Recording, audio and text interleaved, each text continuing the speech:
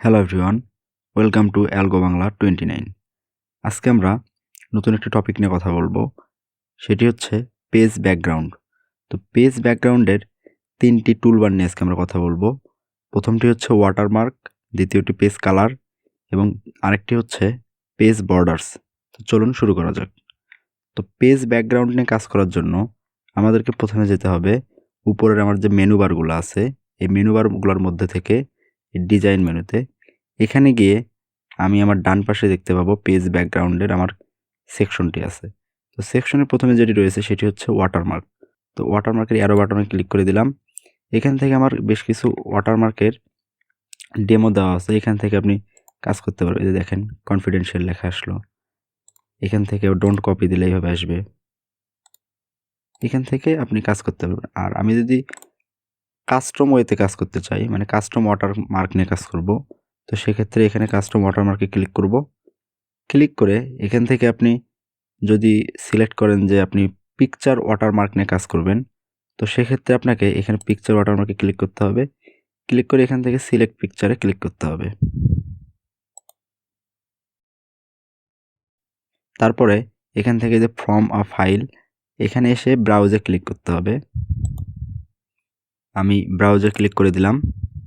তারপরে আমার এখান থেকে আমি চাচ্ছি যে বাংলাদেশের যে ফ্ল্যাগ, এই ফ্ল্যাগটি আমি ওয়াটারমার্ক আকারে রাখবো। এখানে ক্লিক করে ইনসার্ট করে দিলাম।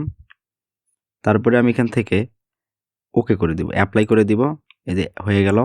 এখন এখান থেকে দেখতে পাচ্ছেন এটি কিন্তু মানে হালকাভাবে দেখাচ্ছে। এখন আমি যদি হালকাভাবে না দেখি, যদি অন্যভাবে দেখতে চাই, সেক্ষেত্রে অ্যাপ্লাই করে দেখে দেখেন, তাহলে কিন্তু একদম ক্লিয়ার দেখা যাচ্ছে। আর ওয়াশ আউট করলে একদম হালকাভাবে দেখাবে।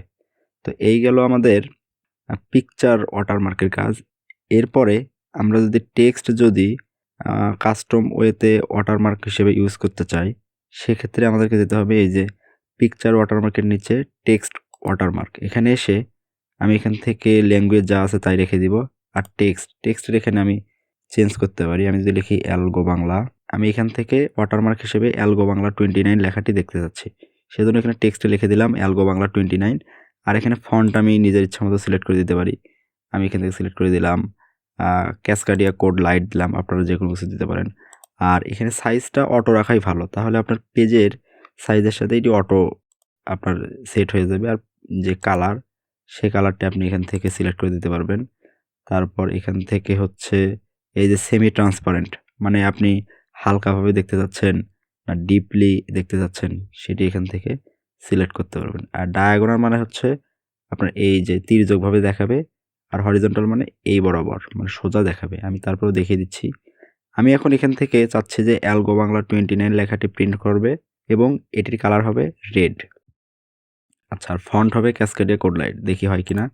এই দিলাম, দেখেন প্রিন্ট হয়ে গেছে। এখন আমি এটাকে চাচ্ছি সোজা বরাবর প্রিন্ট করব, সেক্ষেত্রে যে ডায়াগোনালে দিয়ে অ্যাপ্লাই ক্লিক করলাম, এই যে সোজা প্রিন্ট হয়ে গেল। আর আমি যদি এটার কালার চেঞ্জ করে দিই অটোমেটিক, মানে হচ্ছে ব্ল্যাক, সেক্ষেত্রে যে দেখেন হয়ে গেল। আর সেমি ট্রান্সপারেন্ট, এই যে দেখি অ্যাপ্লাই করি, এই দেখেন ডিপ হয়ে গেল।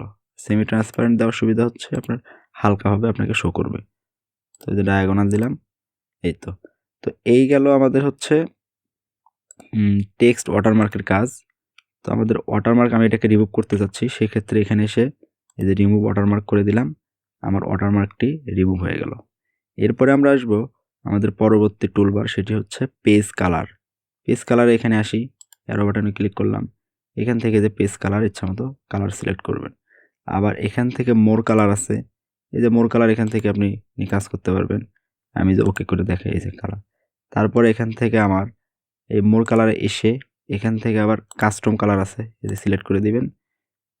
সিলেক্ট করে দিয়ে এখানে ওকে বাটন প্রেস করবেন, এই যে কাস্টম কালার হয়ে গেল। তারপরে আমার আরও আছে এখানে ফিল ইফেক্ট, এই যে এখান থেকে ইফেক্টগুলো সিলেক্ট করে দিতে পারবেন। এখানে 1 কালার নেবেন না 2 কালার নেবেন, এই যে কালার 2 এখান থেকে আবার সিলেক্ট করে দিবেন, এই যে এখান থেকে দিবেন। দেখেন এই কালারের কম্বিনেশন এখানে চলে আসবে, এই যে দেখেন, মানে কি 2টা কালার একসাথে কম্বাইন করে আপনাকে শো করবে। তারপরে আরও যদি আমি এখান থেকে চাই, এখান থেকে হচ্ছে প্রিসেট, ইচ্ছা মতো আপনি যদি এখান থেকে দেখতে পাচ্ছেন। তো এগুলা হচ্ছে আপনাদের নিজের ইচ্ছা মতো সিলেক্ট করে কাজ করার বিষয়। পেজ কালারের কাজ শেষ। তারপরে আমরা আসবো পেজ বর্ডারে। পেজ বর্ডারে যদি আসি, এই পেজ বর্ডারে এসে এখানে দেখতে পাচ্ছেন বর্ডারস অ্যান্ড শেডিং। এই যে এখানে বর্ডারের জন্য একটি সেকশন আছে, পেজ বর্ডারের জন্য আরেকটি সেকশন আছে এবং শ্যাডিংয়ের জন্য আরেকটি সেকশন আছে। তো এখানে প্রথমে আগে বর্ডার সেট করতে হবে। বর্ডার আপনি কোনটা নেবেন, বক্স, শ্যাডো নাকি 3D নাকি কাস্টম। তো আমি যদি শ্যাডোতে একটু দেখাই, এখানে সিলেক্ট করলাম। তারপরে আমি এখান থেকে স্টাইল সিলেক্ট করব। আমি এই স্টাইল সিলেক্ট করলাম। তারপরে এখানে কালার অটোমেটিক, আপনি অটোমেটিক মানে হচ্ছে ব্ল্যাক নেবেন নাকি রেড নেবেন নাকি আপনি হচ্ছে ইয়েলো নেবেন। আমি যদি রেড দেখাই, তারপর এখানে হোয়াইট আছে, এই যে হোয়াইটটা আপনি এখান থেকে সিলেক্ট করবেন। তারপর এখান থেকে আর্ট নন করে রাখবেন না অন্য যেখানে অনেক কিছু সাজেস্ট করছে, তো আমরা এখানে নন দিয়েই দেখাই, তারপরে অন্যগুলোতে দেখাবো। তো এখানে এসে আমি হচ্ছে এখান থেকে অ্যাপ্লাই টু এখানে সিলেক্ট করব। এখান থেকে যে সেকশন আমার সিলেক্ট করা আছে, মানে মাউসের কার্সর যেখানে আমার রাখা আছে, শুধু সেই সেকশনটি আমি হচ্ছে বর্ডার করব নাকি হোল ডকুমেন্ট মানে পুরা যতগুলো পেজ আছে সবগুলো পেজেই আমি বর্ডার করব, নাকি শুধুমাত্র আমার এই ফাইলটার ফার্স্ট যে পেজ সেই পেজ বর্ডার করব, নাকি আমি হচ্ছে ইচ্ছামতো সিলেক্ট করে দিয়ে বর্ডার করব। তো সেক্ষেত্রে এখানে আমার এই অপশন 4টা সিলেক্ট করতে হবে। তো আমি যদি হোল ডকুমেন্ট করি, করে ওকে করব। ওকে করলে দেখেন আমার কিন্তু বর্ডার হয়ে গেল, সবগুলো বর্ডার হয়ে গেল। আর আমি কন্ট্রোল জেড প্রেস করে আগের অবস্থায় আসি, আমি যদি এখান থেকে আমি যদি হচ্ছে 3Dতে ক্লিক করি, 3Dতে ক্লিক করে আমি এখান থেকে এই অপশনটি সিলেক্ট করলাম। তারপর কালার দিলাম, আমি কালার দিলাম হচ্ছে এই যে এই কালারটা দিলাম। তারপরে হোয়াইট দিলাম, ধরেন যে এই যে এইটা।